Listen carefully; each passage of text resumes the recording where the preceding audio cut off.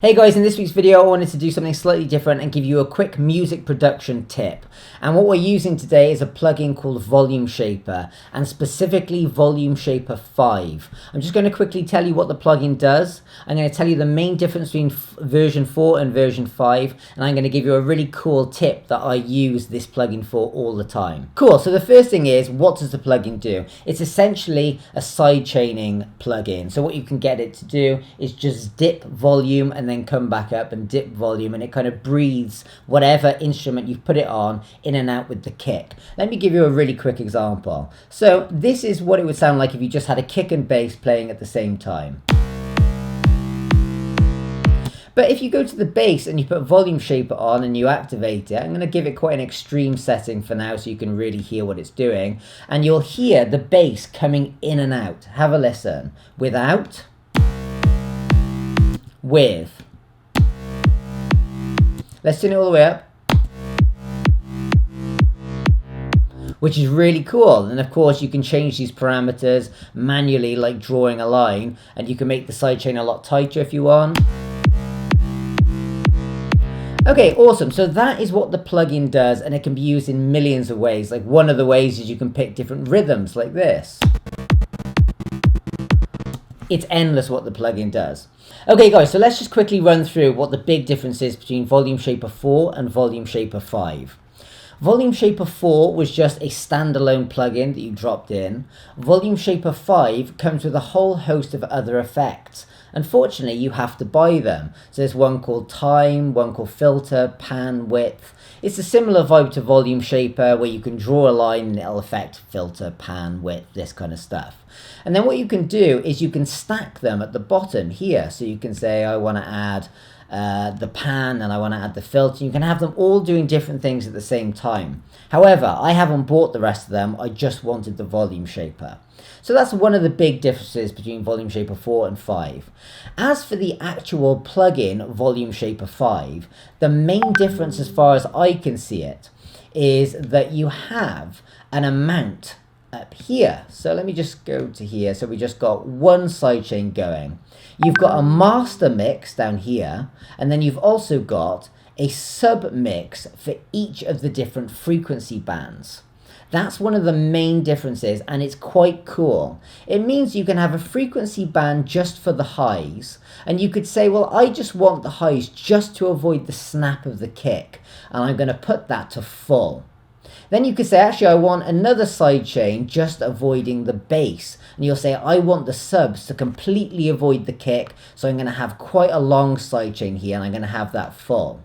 But as for the mid frequencies, I'm actually going to dial that back a bit because I don't really want them to be completely dipped.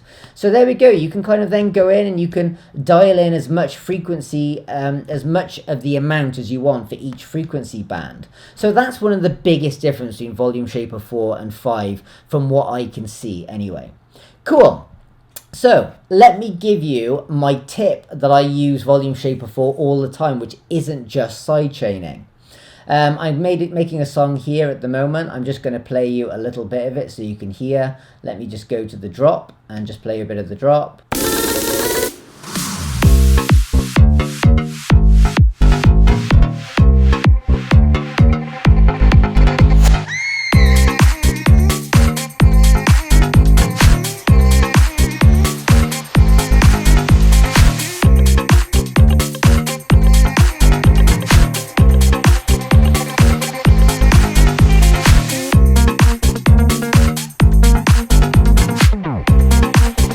Cool, so that's the drop. So here's one of the ways I use Volume Shaper quite a lot. As you know, when the drops first hit, a lot of people have this kind of explosion of white noise that typically sounds a little bit like this. And let me solo that element just so you can hear it by itself.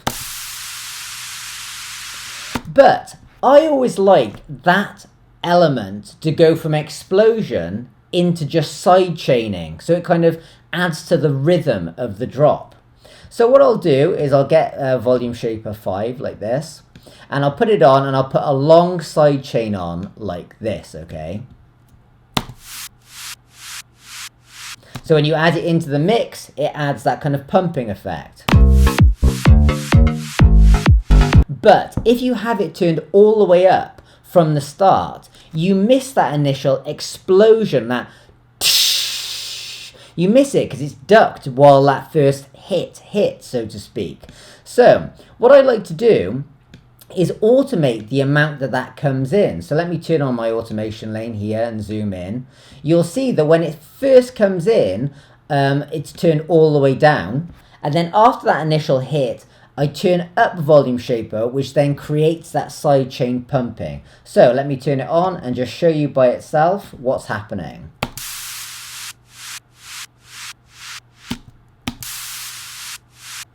So you get that initial hit, and then I automate it to come in. So in the mix, it sounds like this.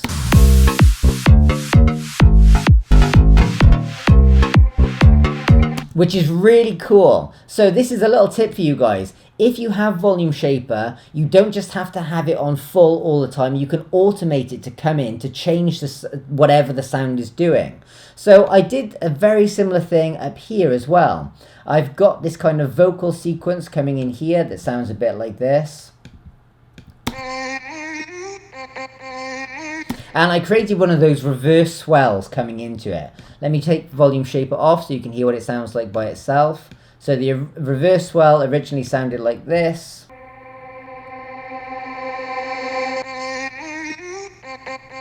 Okay, but I felt that was a bit boring in the mix by itself. So what I did was I created a random kind of rhythmical effect. In fact, it was just one of the presets. And I automated it so it came in over time. So have a listen to what it sounds like.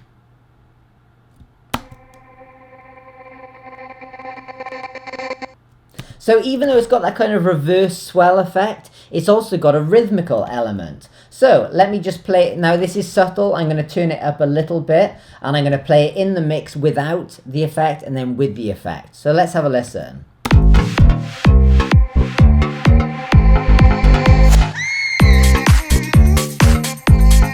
And then this is it with the effect on.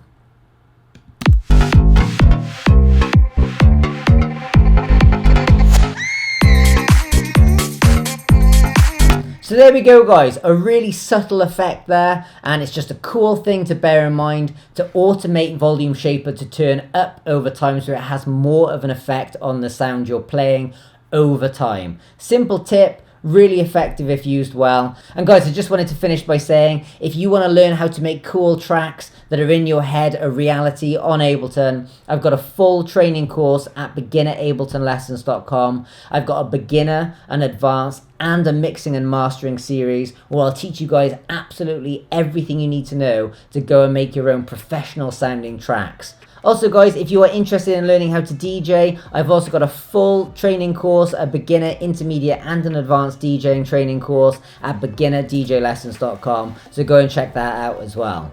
Finally guys, I just wanted to say, if you've enjoyed the tip, make sure you give the video a thumbs up, leave a comment, and if you haven't already, subscribe to my channel. I'll see you guys next week. Thanks for watching.